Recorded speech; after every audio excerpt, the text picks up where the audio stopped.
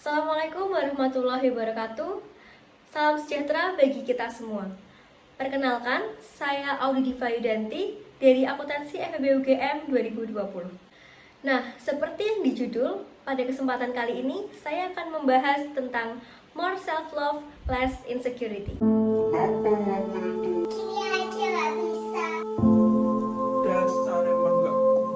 Ketika membuat kesalahan, seringkah teman-teman mengomentari diri dengan kalimat tadi? Kata hati menghakimi cenderung muncul ketika kita tidak punya cukup cinta diri. Cinta diri atau self-love itu bukan narsisisme. Orang yang narsis menganggap dirinya paling benar, paling hebat, egois, congkak, dan rakus perhatian. Sementara self-love adalah dia yang bisa menghargai dirinya sendiri sehingga menjadi individu yang lebih baik untuk dirinya dan orang lain. Orang yang cinta diri adalah dia yang bisa bersahabat dengan dirinya sendiri. Self-love sangat berpengaruh bagi kehidupan kita sehari-hari. Seseorang yang tidak self-love atau tidak cinta diri sulit mencari hubungan romantis yang langgeng karena terus merasa tidak yakin apakah ia pantas untuk dicintai. Kemampuan kita menerima cinta dari orang lain berbanding lurus dengan kemampuan kita mencintai diri kita sendiri. Seseorang yang tidak cinta diri cenderung merasa insecure, nggak aman. Ketika manusia merasa tidak aman, pilihannya hanya fight or flight. Bertengkar dengan orang sekitar atau lari dan tenggelam dalam kesedihan yang tak berujung. Kata hati negatif berasal dari suara yang sering kita dengar di masa kecil. Apakah itu suara orang tua yang marah-marah, kakak yang mengancam ketika bertengkar, guru yang tak pernah puas dengan prestasi kita dan pelit pujian, atau teman sekolah yang merundung? Suara yang menghakimi ini terdengar berulang kali. Seakan kita yang selalu salah dan tak pernah cukup untuk mereka. Memang, memberi kritik kepada diri sendiri penting untuk perkembangan kita sebagai manusia. Namun, kerap suara kritik itu terlalu keras, bahkan destruktif. Intonasi yang sesungguhnya tidak terlalu berguna untuk membuat kita menjadi lebih baik.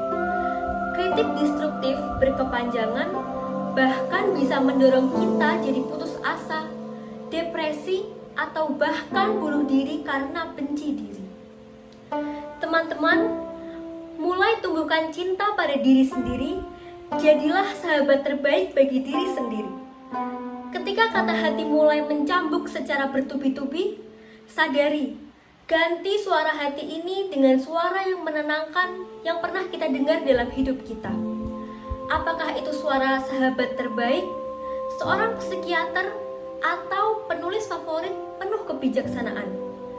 Kata hati yang sehat itu seperti suara yang datang dari hakim yang bijaksana.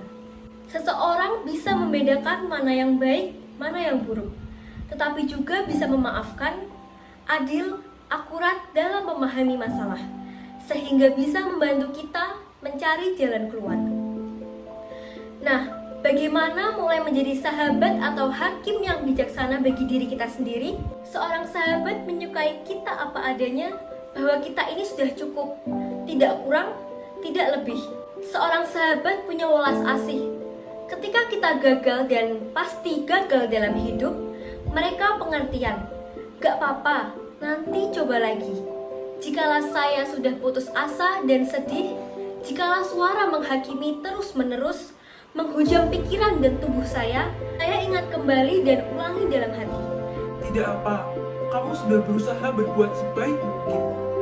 Apa yang terjadi memang sering di luar kendalimu. Kalau kali ini hasilnya mengecewakan, ya masih ada hari esok untuk coba lagi kan? Kalau kita selama ini bisa menjadi teman baik bagi orang tercinta di sekitar kita, mengapa tidak melatih diri untuk menjadi teman baik bagi diri kita sendiri? Ketika kita mencintai diri kita sendiri, kita lebih bisa menerima kekurangan dan juga kelebihan kita. Punya welas asih terhadap diri kita sendiri. Yuk teman-teman, jadi sahabat bagi diri kita sendiri. Mulai cintai diri sendiri. More self-love, less insecurity. Sekian pemaparan materi dari saya, kurang lebihnya mohon maaf. Terima kasih. Wassalamualaikum warahmatullahi wabarakatuh.